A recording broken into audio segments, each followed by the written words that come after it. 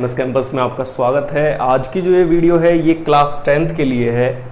Last video में हमारा जो चैप्टर चल रहा था वो था केमिस्ट्री इन एवरीडे लाइफ, इसका मतलब दैनिक जीवन में रसायन। चैप्टर 5th है आरबीएससी का, साइंस का, जिसके अंदर हम डिस्कस कर रहे थे अम्ल तथा क्षार के बारे में, जिसमें हमने अम्ल और क्षार की आरएनए संकल्पना जो थी उसको डिस्कस कर लिया था। यदि आपने वो वीडियो अब तक नहीं देखी है तो आपको डिस्क्रिप्शन बॉक्स में नीचे लिंक मिल जाएगा या ऊपर की ओर लिंक आ रहा होगा जहां से आप उन वीडियोस को देख सकते हैं। कल हमने, या कहें कि लास्ट वीडियो में हमने बहुत सारी चीज़ों को डिस्कस कर लिया था उस चैप्टर से रिलेटेड।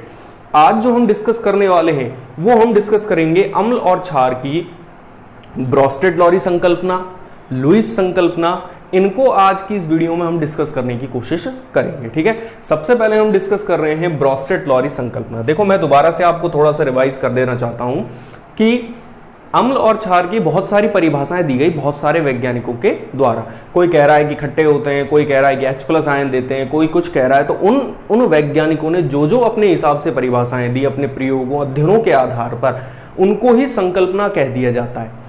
अब जैसे आरएनएस जो थे, उन्होंने कहा कि भाई H+ आयन देते हैं वो अम्ल है, OH- आयन देते हैं वो क्षार है। तो उन्होंने जो ये परिभाषाएं दी, इनके आधार पर जो संकल्पना बनी उसको आरएनएस संकल्पना कहा गया। अब ठीक उसी तरीके से उनके बाद में जो वैज्ञानिक आए वो थे ब्रोस्टेड और लॉरी।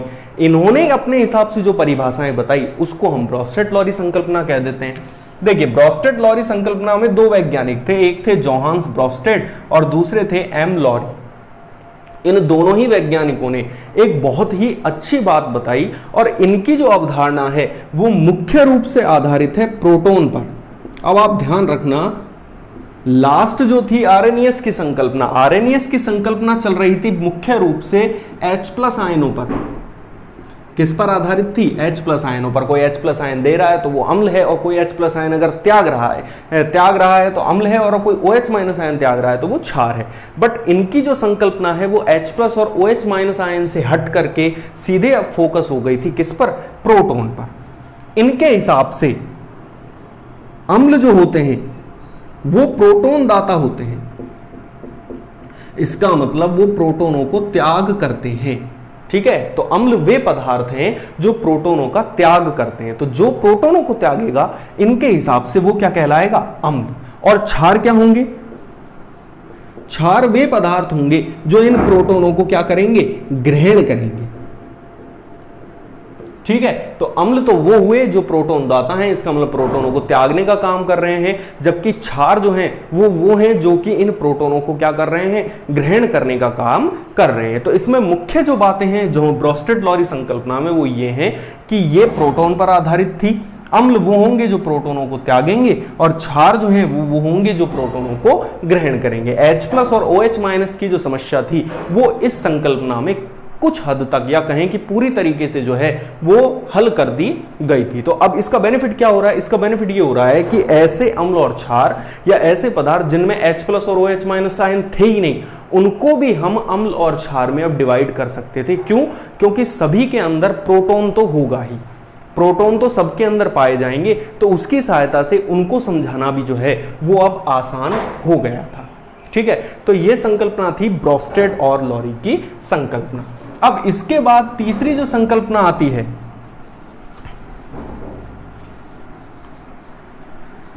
वो संकल्पना आती है लुईस संकल्पना।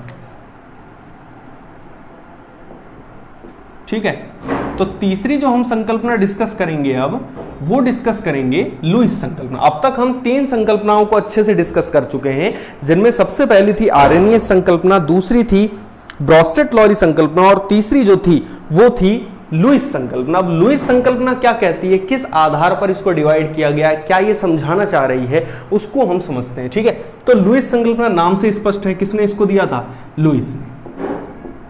अब ये किस पर आधारित है? ये आधारित है इलेक्ट्रॉन युग्म पर। ये क्या कहती है? तो ये अवधारणा कहती है कि अम्ल वे पदार्थ हैं जो इलेक्ट्रॉन युग्म ग्रहण करते हैं। इसका मतलब इनके हिसाब से जो है वो अम्ल उनको कहा जाएगा जो इलेक्ट्रॉनों को क्या कर रहे होंगे? ग्रहण कर रहे होंगे। और क्षार कौन होंगे भाई? तो क्षार वो होंगे जो इलेक्ट्रॉन युग्म का त्याग कर रहे होंगे। तो जो इलेक्ट्रॉन युग्मों को त्याग रहा होगा वो क्षार होगा, और जो इलेक्ट्रॉन युग्मों को ग्रहण कर रहा होगा वो क्या होंगे, अम्ल होंगे। तो इस तरीके से ये लुईस ने बताया था। तो तीनों ही वैज्ञानिकों में, आर्रेनियस ने H+ और OH- आयन के आधार पर, ब्रोस्टेट और लॉरी ने प्रोटॉन के आधार पर, और लुईस ने इलेक्ट्रॉन के आधार पर समझाया कि अम्ल और क्षार को किस किस तरीके से हम डिफाइन कर सकते हैं। तो इनके हिसाब से जो अम्ल हैं वो इलेक्ट्रॉन युग्मों को ग्रहण कर रहे हैं, और जो क्षार हैं वो इलेक्ट्रॉन युग्मों को त्यागने का कार्य करते हैं। ठीक है, तो ये थे ब्रोस्टेट, लॉरी और लुईस के हिसाब से अम्ल और क्षार की अवधारणाएं। ये मुख्य रूप से छोटे छोटे टॉपिक हैं जिनको हमने डिस्कस किया, और इनके उदाहरण भी हैं बहुत सारे जो आप देखना इनको कर करके।